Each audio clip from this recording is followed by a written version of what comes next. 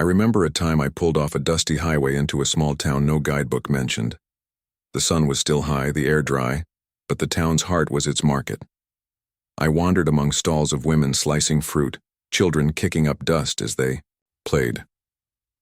A vendor, old hands, weathered face, beckoned me over. He smiled, offered a cup of tea, and simply asked, "What brings you here?" I could have answered with a list of reasons, but instead I asked him about his day. Over that cup, he told me about droughts, about fishing in nearby lakes, about hope. In that moment I realized, the people you meet on the road are not filling time, they are filling meaning. In another place, high in mountain valleys, I found an artist who carved wood. Her home was small and simple, but when she showed me her workshop, scattered chips of pine, rough tools, polished statues, they whispered patience. She told me she wakes before dawn to sit with her tools, carving each shape by memory passed down from her grandfather. She doesn't measure by profit, but by breath. How many carvings survive? How many stories are told? I saw in her the power of consistency, culture surviving in small gestures. I hitchhiked once with a father and daughter driving through plains. They were moving from a city to a remote village because the daughter had illness, and they believed mountain air might help. I listened as they spoke in soft tones about what they leave behind, what they hope to find. The daughter held a sketchbook, drawing the horizon lines, landscapes unknown. I asked what she draws, and she said, "I draw peace." It struck me that sometimes the people you meet are maps, showing you where peace lives, where you might learn to live more quietly. Then there was the night in a coastal town. I was invited into a home where strangers are guests and guests are family. We shared rice, salt cod, stories of the sea.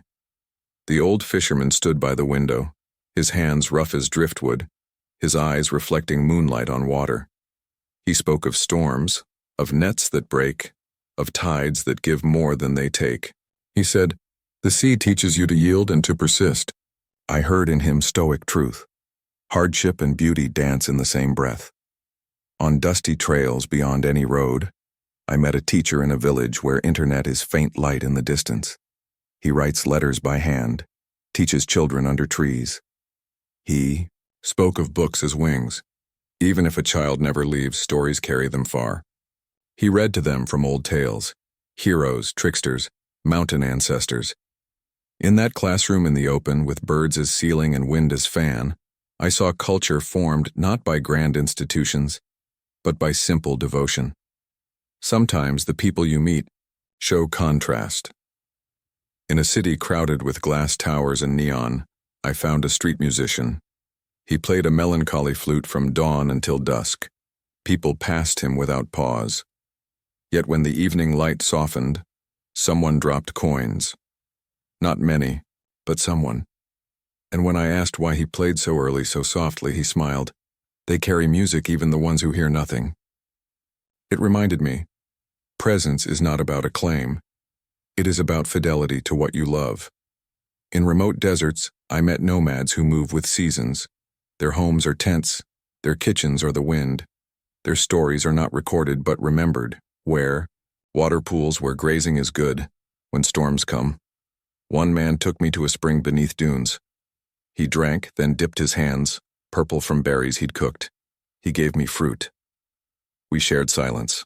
Sometimes a story is carried not by words but by gesture, by shared water, by shade. Through all these stories, I found themes. 1. Everyone carries history, family stories, land stories, stories of survival. We travel often seeking place, but people already live it. 2. Small rituals carry eternity. Tea, carving, drawing, teaching. These are acts of meaning. 3. Generosity in strangers is not rare. It's often unexpected. Love shows up in quiet spots. You might wonder, what do I bring home from these encounters? I bring humility. I carry stories in my mind. I carry gratitude in my chest. When I sit in silence now, I remember the faces, the tea, the sea. When I argue or rush, I think of the teacher reading under trees, of the daughter sketching peace, of the fisherman shaped by storms. These memories are anchors, subtle, soft but strong. And so I encourage you. When you travel, slow down. Meet people not for content, not for a clip or a post, but because meeting them opens parts of you you didn't know needed opening. Ask questions. Sit in silence. Share what you carry and learn what others carry. Let your journey be measured not in miles, but in moments. If this story stirred something in you, subscribe so we can continue collecting human stories together. There are more people waiting to be met, more cultures waiting to teach, more hearts waiting to remind us that our differences are the threads that make the world richer. Thank you for listening, for being curious, for walking with respect. May your footsteps be gentle. May your presence be kind. May your story, like all those you meet, leave gentle marks. Hit subscribe so you don't miss our deeper walkthroughs.